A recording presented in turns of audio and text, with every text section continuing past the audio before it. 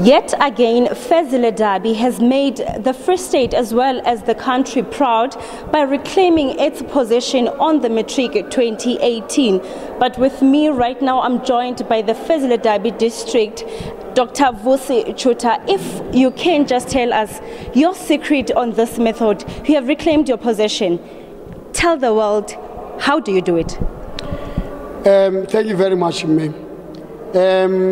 Our simple secret is teamwork. Every year, I meet with teachers, all grade 12 teachers, under the same roof, where we do the analysis. Because you won't be able to move forward if you don't know how have you performed the previous time. And after the analysis, a detailed one, subject by subject, school by school, against targets that we set. Because it is in this forum that I had today, where each and every teacher, each and every school sets its target. We agree and we discuss how we are going to reach such targets, whether is it practical or not. And these are the forums that made us a team and that were a springboard towards our success. And secondly, as a leader of the district, I am meeting in such forums with all grade 12 teachers, subject advisors, circuit managers, everybody who has a contribution in the results at the level of grade 12 is present. And it's where I put forward my vision about the district and the objectives that I have, so that they buy into that goal that all of us want to achieve. Because you will never be able to achieve as an individual, but you achieve as a collective. So it means those that are following you must buy into your vision, must understand your vision, and buy into it and make it their own. Then they'll be able to move forward. And I must say I'm very proud of the teachers in this district, all circuit managers and subject advisors. Every year they listen. What is the most important thing?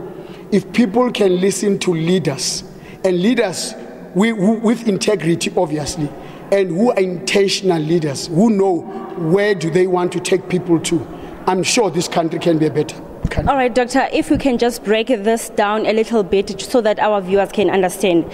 We're talking about subjects here. What subjects would you say you are proud as a district that you have thrived on, and what methods have you put in place? We know that they are critical subjects. Mathematics in the first place, which was known previously as the killer subject, and to us is no longer a problem.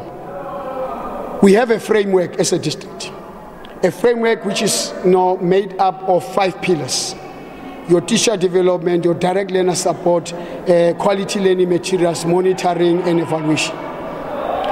Now, I invested in teacher development. I ensured that my maths teachers from lower grades begin to be competent in that particular subject. At the level of grade 12, the PLCs, professional learning committees, meet every term. We plan together as maths like any other subject. And as teachers, they share some common challenges and they assist one another. I've enforced the cross-pollination approach, where every teacher is able to approach another one and assist him or him. And on Saturdays, over the weekends, we have centralized classes. In each town, we have a group of learners that we look after.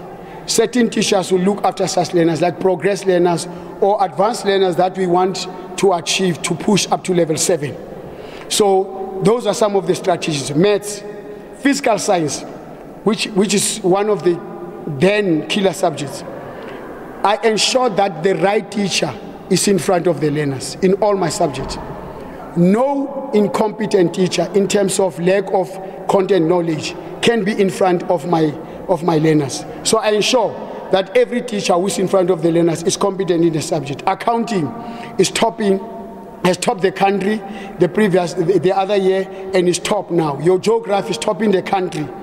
And all that was through teacher development and support from my subject advisors. Every month, every school is visited by subject advisor at least twice in a month.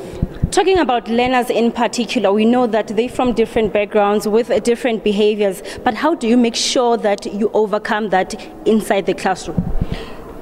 One thing that one must do to get these learners working is to bend them inside. You cannot force a horse to a river when the horse doesn't want to go to a river. And that illustration is so true. Learners will not study and learners will not come to school as regularly as possible if those learners are not motivated. In the first place, the challenge that they come across, they are above them and they are emotionally unstable. You as the leader needs to ensure that they are motivated to move forward against all odds. I have a similar forum with learners. Each and every secondary school in my district, I have a meeting with learners where learners are going to be motivated on subject-related issues and also on generic areas that are affecting them. And the motivation goes every term. There's a group of people that I'm using. I'm also part of the motivational team of the district. Because learners begin to believe that they can do it when their leader is leading from the front. I always use this analogy.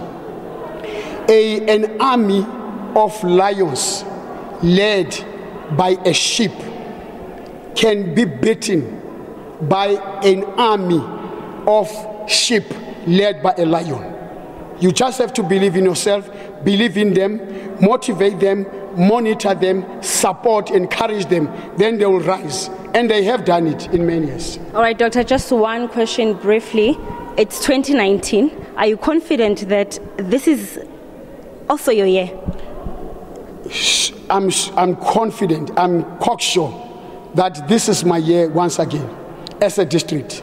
It was 2017, it is 2018, it is going to be 2019, it's going to be 2020, it will be 2021. For the next 5 years, as long as I'm with this team, we are once again going to make it this year. And this time around, I want to pronounce it on national TV.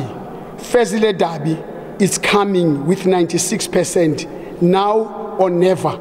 I'm challenging any district in this country that is still going to reach 96%.